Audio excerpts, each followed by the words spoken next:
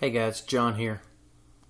It's time to do a little review, tasting. I'm not really going to review it. I'm going to do just a tasting of the Insidious Twin that Mainebrewguys sent me. He sent me two. I'm going to drink one tonight, and it's intermission. I think it's second intermission of the Preds game, the Nashville Predators and the Coyotes game. So I figured I would do this.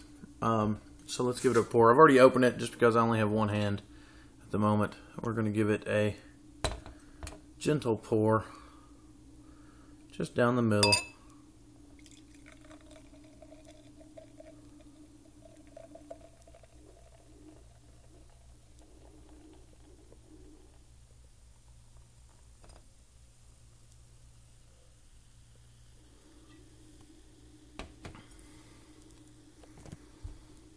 Alright, maybe a little too vigorous with the pour, but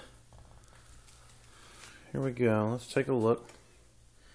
The lighting in here is pretty terrible. I'm in the garage again, so you can't really tell, but that is, let's see if we can get it up to the light. It's amber. It's a dark amber color. I'll turn this around. It is a dark amber color. A nice, finger and a half. Finger and a half head. Dense bubbles. Nice creamy looking head.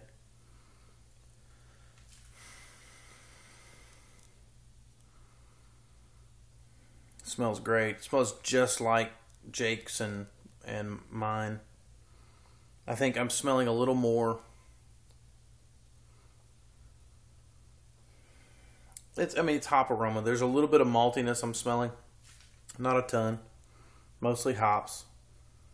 Which I think is a little different than mine. Mine actually had more of a, malty, I think, presence in the aroma. But cheers.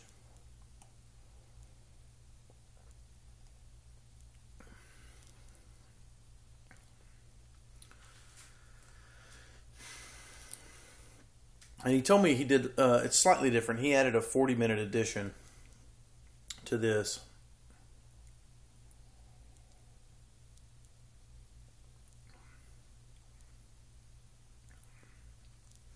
I'll be honest, I can't tell much of a difference.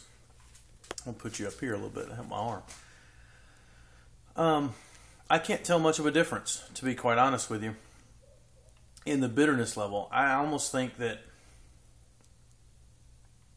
mine, at about this age, which he said it could use a couple of weeks to kind of mellow out, and I'll probably drink the other one in a week or so, maybe 2 weeks, just to give it a chance to get to mellow out or drop the kind of grassiness. There is a slight grassy nature to the hops. Let's see. Sorry, I'm a little full, so I just got through eating, so I'm a little bit full.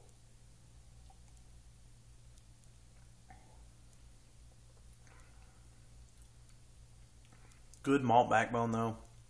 I think the grain bill is very similar to mine. So I'm getting similar kind of malty flavors in the backbone. I'm going to be honest. It doesn't taste like the same beer. I'm going to be... The malt character tastes similar. But the hop character is different in some way. And it's flavor related, I think. This doesn't taste like the same flavor profile from a hop perspective that I had with mine or Jake's.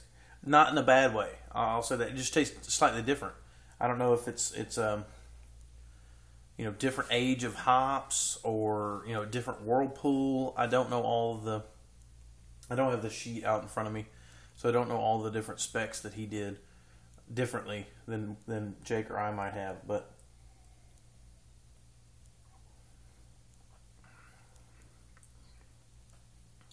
it's a really good beer. I'm tasting a lot of the Munich and a lot of the Victory that's in this. The bitterness isn't overwhelming.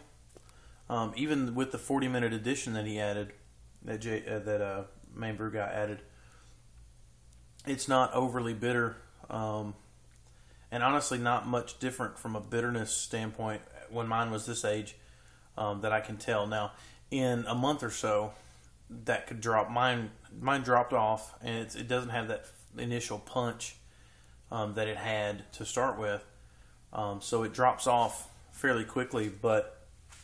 And this one may not because of that 40-minute addition, but I like it. I really do. It's honestly, I don't think it just doesn't taste like the same beer to me. I could drink a lot of this though, because it's not. It's kind of like mine in that I don't think I could drink more than 2 or 3 in one sitting. Jake's I could have drank all day. These, mine and Mainebrewguys, to me are more IPA like, or upper end pale ale or amber ale like. But it's good, really good, well brewed, no flaws in the fermentation that I can detect at this point. Really clear, a little hazy from probably just the hops. Mine was that way too for a while.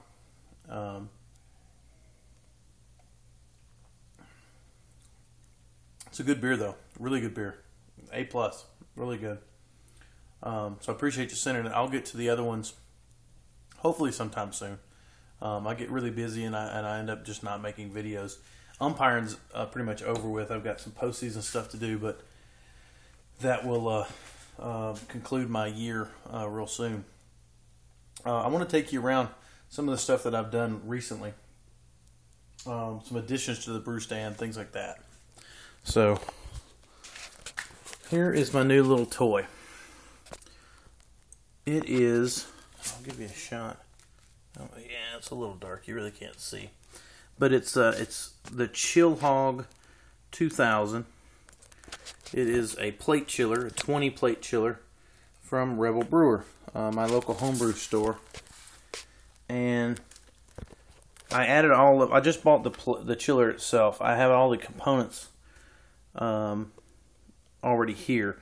I have the wort in down here, quick disconnect, comes straight from the pump over there to here.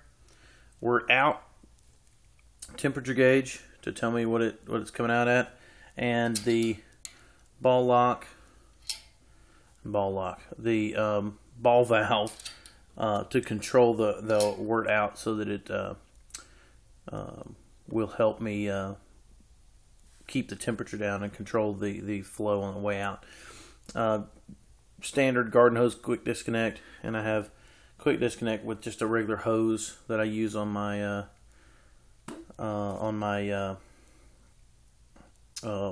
regular hoses to use down here just for the out valve. So that's my new little toy. I haven't even used it yet. Haven't even tested it. It'll get used for the first time this weekend at Big Brew Day. We have a Big Brew Day thing at Bosco's in downtown, so that'll be fun. It'll get used on 2 different batches. I'm doing two 7-gallon or 2 5-gallon batches. One will be a pale ale, one will be a probably a brown ale. The other addition is this bad boy.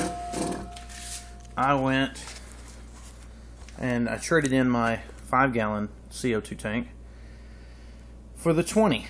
They didn't have a 10 at the gas store that I use, but I basically I traded an empty 5 for a full 20-pound tank, and it cost me $85.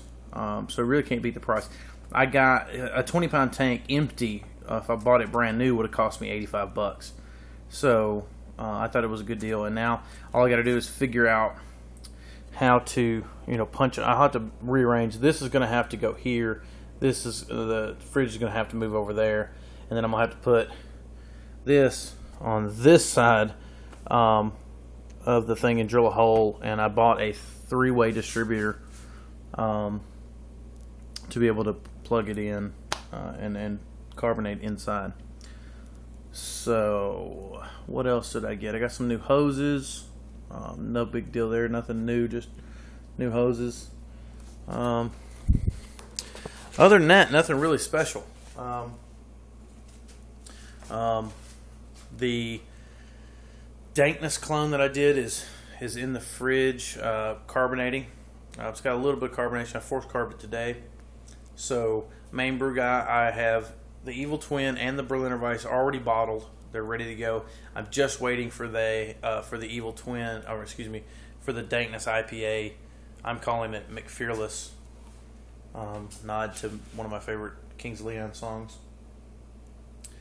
And so I'm going to let it carb. I'll probably get your shipment out maybe Friday. If I want to make sure it's fully carb, because I don't want to put it in the bottle and then it lose all its carbonation because it's not properly carbonated on the front end. So maybe it'll be Monday. I'm a week behind on shipping it, I guess. But anyway, again, thanks, Maine Brew Guy. I will get to the Black Betty and the late Amarillo Pale Ale, and I'll do. Hopefully, I'll do a review on those. Really good beer. Like I said, it just tastes a little different to me. I like it. I really do. I really like it. Just tastes a little different.